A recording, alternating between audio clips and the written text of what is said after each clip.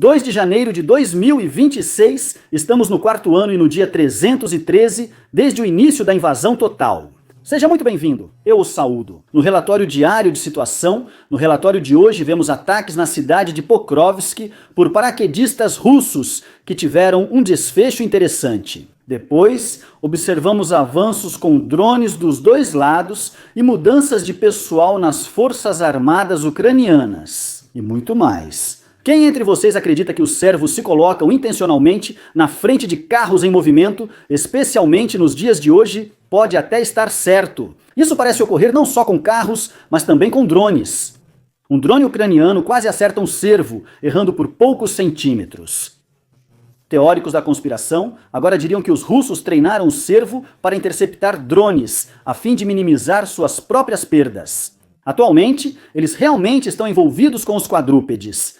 Dê uma olhada nisso aqui. Um mapa agregado de todos os ataques aéreos russos em 2025 nos mostra de relance o seguinte: como a Rússia ampliou massivamente os ataques com mísseis e drones contra a Ucrânia. A pura densidade e a distribuição dos impactos por todo o país deixam claro, sem sombra de dúvida, que o Kremlin não tem nenhuma intenção séria de buscar a paz. Mesmo quando Washington fala em negociações sem resultados reais. Os ataques mais graves normalmente aconteceram um dia antes ou depois das conversas ucranianas nos Estados Unidos. A cidade de Pokrovsk foi amplamente conquistada pelos russos. Isso é claramente visível no mapa de situação. Nossos meios de comunicação e repórteres, geralmente sem formação militar, veem o mundo só em termos de território. Vencer, isso também é perfeitamente aceitável, pois uma guerra também é definida pela questão territorial. Mas uma guerra é, acima de tudo, quando se refere apenas a uma área. Muito mais do que apenas uma linha sem graça no mapa, que se move mais ou menos rapidamente.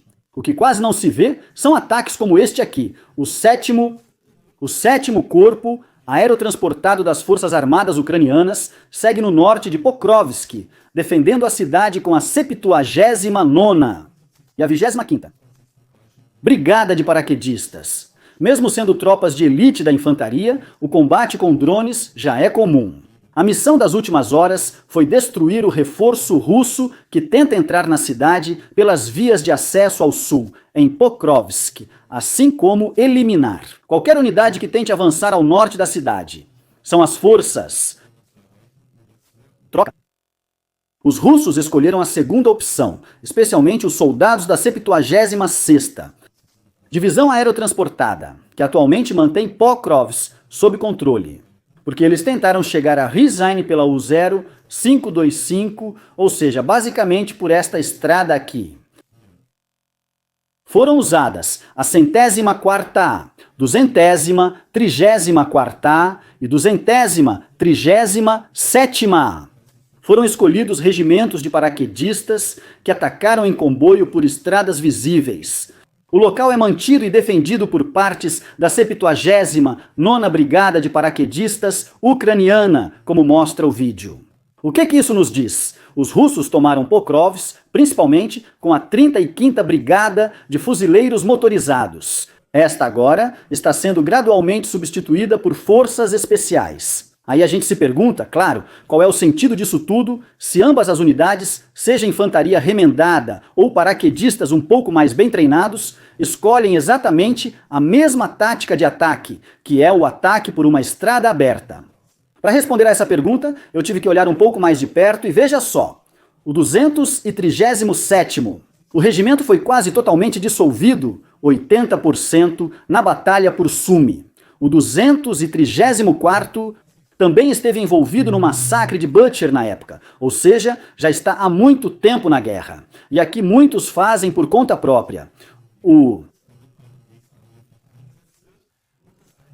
regimento também era o 234º na época. Regimento na época da Revolução do Massacre.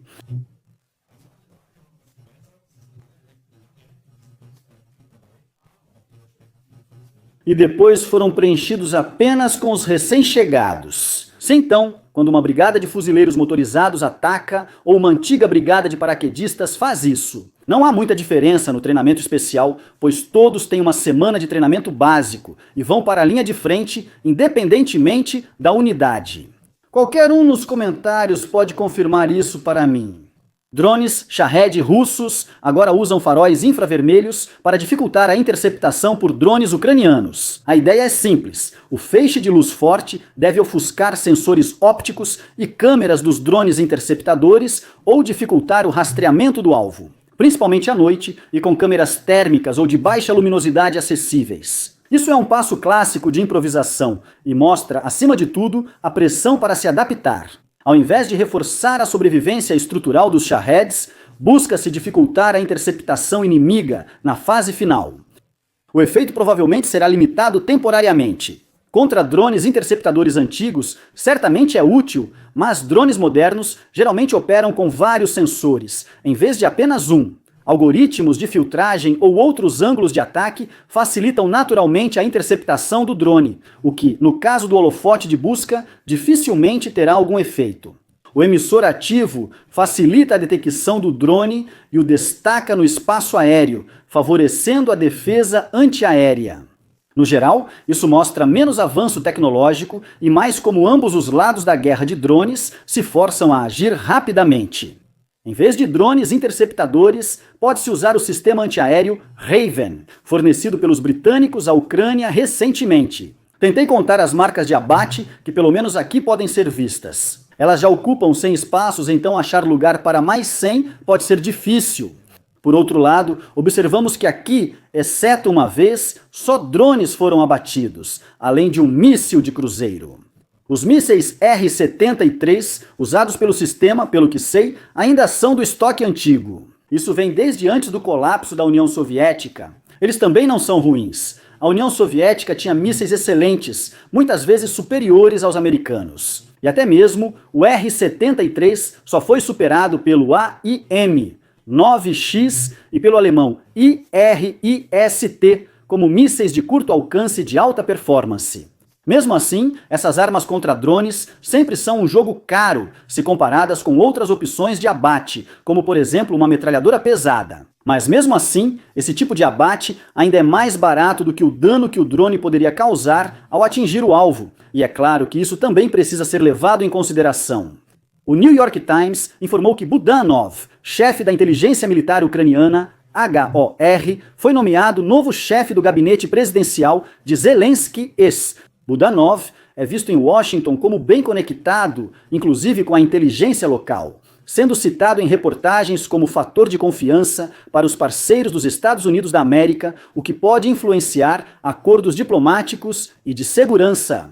Como chefe do gabinete presidencial, ele define o ritmo político, prioridades e coordenação entre inteligência militar e ministérios, sendo um candidato ideal para isso. Há rumores de que Budanov pode ser trocado por Ivashenko, ligado à inteligência estrangeira no HOR. Nesse ponto, é importante ressaltar que Ivashenko ainda não foi oficialmente confirmado. Caso isso realmente aconteça, não seria apenas uma troca de pessoal, mas poderia mudar o foco operacional do HOR. Budanov era conhecido pelo perfil ofensivo, visibilidade e operações especiais externas. Um sucessor do serviço clássico de inteligência estrangeira focaria mais em obtenção encoberta de informações, redes e reconhecimento prolongado. Budanov, no gabinete presidencial, fortaleceria a integração entre arquivamento, política, estratégia de guerra e negociação.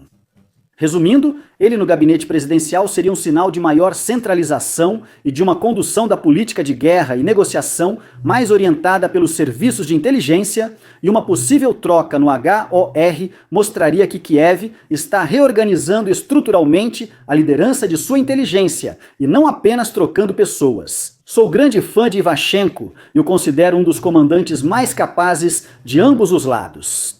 Normalmente, para um chefe de inteligência, ele é considerado um dos comandantes mais capazes. Ele executa isso de forma ainda mais rigorosa e espalha por todos os lados. Drones navais armados ucranianos alteraram o equilíbrio de forças no Mar Negro. Os ucranianos criaram o Sea-Baby 1-4, um drone de superfície capaz de atacar navios russos no porto. Para evitar novas ocorrências, russos patrulhavam a costa da Crimeia com helicópteros. Isso faz muito sentido, já que é relativamente barato abater um drone desses com uma metralhadora de bordo. O helicóptero também consegue se adaptar a mudanças bruscas de curso do drone e manter a velocidade. Mas, acima de tudo, o drone não pode se defender. A Ucrânia criou um drone com mísseis antiaéreos R-73, similar ao usado no sistema Raven. Algumas semanas depois, veio a primeira confirmação de abate em 31 de dezembro de 2024, se não me engano. Um desses drones derrubou um helicóptero Mi-8 perto da Crimeia. O protótipo foi aprimorado, produzido em maior escala, e agora vemos helicópteros russos recuando mais. Cada operação de helicóptero contra drones marítimos agora envolve um risco consideravelmente maior, já que até mesmo sistemas não tripulados de baixo custo podem funcionar como uma plataforma móvel de defesa aérea. Drones navais ucranianos passaram de explosivos simples a plataformas versáteis para vários armamentos. E eles continuam contribuindo para expulsar as forças navais de helicópteros russos de áreas de operações anteriormente seguras, como Sebastopol. O que torna a situação ainda mais interessante é que, na minha avaliação, os ucranianos estão tentando recuperar o controle do espaço aéreo sobre a Crimeia. Já vimos muitos indícios disso. E se fosse possível garantir corredores seguros no oeste da Crimeia com drones que permanecem ali por horas ou dias? Isso contribuiria para esses esforços e possivelmente os impulsionaria ainda mais. Agradeço a todos os assinantes, membros do canal, equipe Algor e em especial ao Tenente Coronel Renek, Roberto Ziller, Ditich e Fred. Fiquem à vontade para se inscrever, deixar um like e comentários e até o próximo relatório de situação.